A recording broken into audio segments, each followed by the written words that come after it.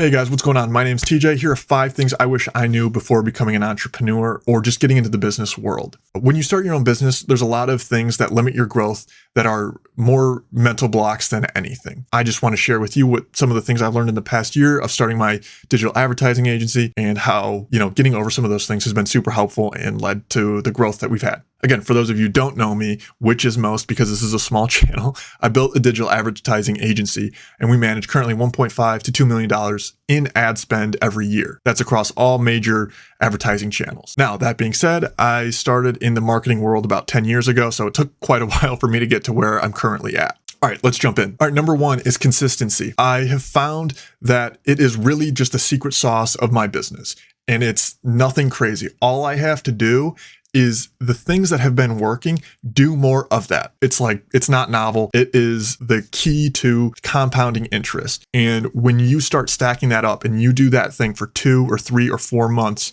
you can just see the growth, because that work that you do on that, the first 2, 3, 4 weeks, you might not see the fruit of that until later, but if you start stacking up those weeks, it becomes incredible, a compound of interest. Now you stack that up over 6 months, and you stack that up over a year, it's wild. And this will go into my next point. All right, number 2 is if you don't quit, you can't lose. This is one of my favorite things that I say. I had to take quitting off the table when I talk about my business, and a lot of the things that I do, or I should say that I did before I started my business, I did everything. I sold random things online. I had a furniture business. I did a bunch of different things. What I had to do for myself was I had to say, I'm not going to quit for 1 year. I knew that for me, feeling like, oh, I'm going to start this business, but is this something I have to do for the rest of my life? That can feel even scary or limiting, because I don't know if I at the time, I didn't know if I loved what I was going to get into. I just wanted, and I'm being transparent, I just wanted to find a way to make money, and good money, and be, the owner of my time and build something cool that I enjoy doing. So when I was able to say, hey, you know what, I'm going to commit to this for a year. If it doesn't work, that's fine. What I had found was giving that a deadline for what I was going to do in the time that I needed to see at least some level of success and progress, it freed up space and energy in my mind to then go out and attack more aggressively on, hey, whatever happens is going to happen. You don't know what's going to happen that 1 year, but you're not going to quit. The ability to say that and commit to something like that has helped me in other areas, and commit to a process or something that I know. So this kind of goes with that consistency piece. But when you take the opportunity to quit off, it's really impressive when it's really the concept of burning the boats. So you burn the boats and you attack the shore because you don't have another choice. You can't get back. And the last piece on this for me is that I get shiny object syndrome. And I know a lot of entrepreneurs do that because they have a lot of these ideas and get excited about things. I can't tell you how many different ideas I have during every single day. I'll have a call and someone will come up with something. I'll be like, oh, that would be this idea for a business. And then I want to think of something and help monetize it in one way, or I want to build this new little gadget or whatever it is. That's okay. And I think that's a beautiful part of the entrepreneur brain.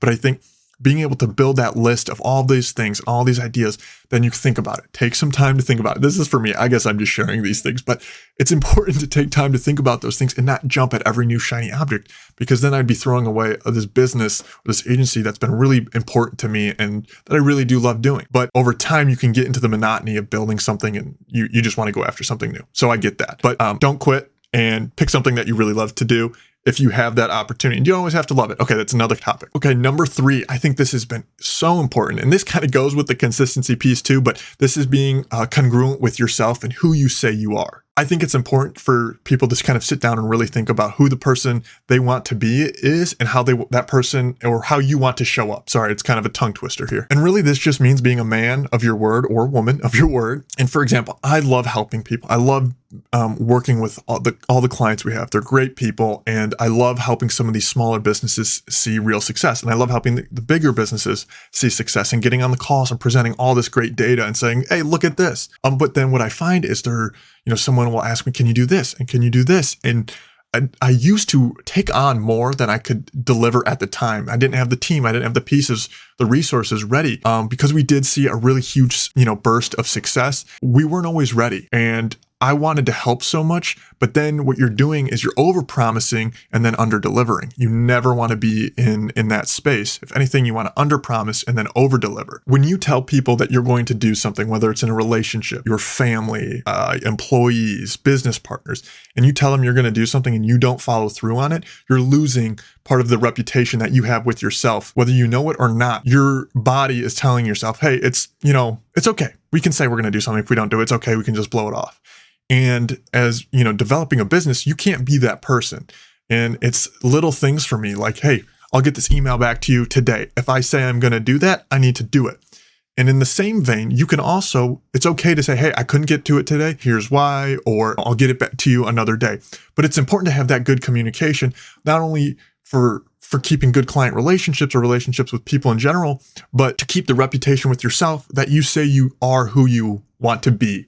And that has been something that it's really a hard pill to swallow, because you have to understand and be self-aware that, hey, I'm not following through on some of the things that I'm saying I want to do. And this is something I'm still working at every day, because you can see it bleed into so many different areas of your life. And lastly on this, if your employees see you saying you're going to do something that you don't follow through on, they think that's okay for them. And so asking them to do something that you're not willing to do yourself is not okay in building a business. Number 4, doing hard work is the best work. I hear so many people talking about how to make passive income or developing 7 streams of income because that's what most millionaires have. And that's just not true. Most millionaires, if you look into them, they've developed, they may have tried several different things, and then one thing catches, and then they go super laser focused on it, and they put everything they have into developing and maxing out what they can out of that. Then they take the resources or money and invest it into other things that continue to pay them back.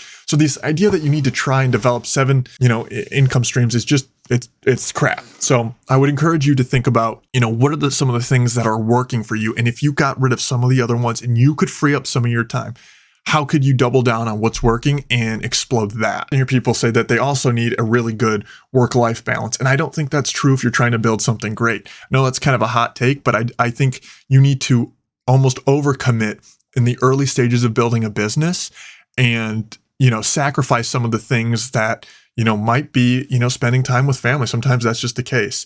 Now, you can see it as a sacrifice or you can see it as an investment. I think you could argue that it's an investment into the future of the time that you can create that is freedom. But right now, you need to be able to be clear with the people around you. Hey, I'm putting in this time because this is something I love or I care about, or that I think will get me to the time where we can have some more freedom or space. When I look at people that are great at their craft, I look at Kobe, and he spent hours and hours in the gym.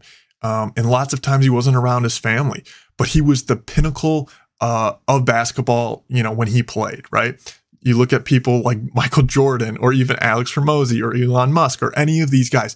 They are committed to doing what they do. Now, they are doing it to the nth degree, and you have to figure out what works for you and what makes you happy. Now, I don't think if you want to achieve that level of success, there's common patterns of success and people that have done that. So you might have to figure out what level of commitment that is to you. All right, number 5, pick your inner circle wisely. This is not news to anyone, but it's really important to be aware of the type of people you hire.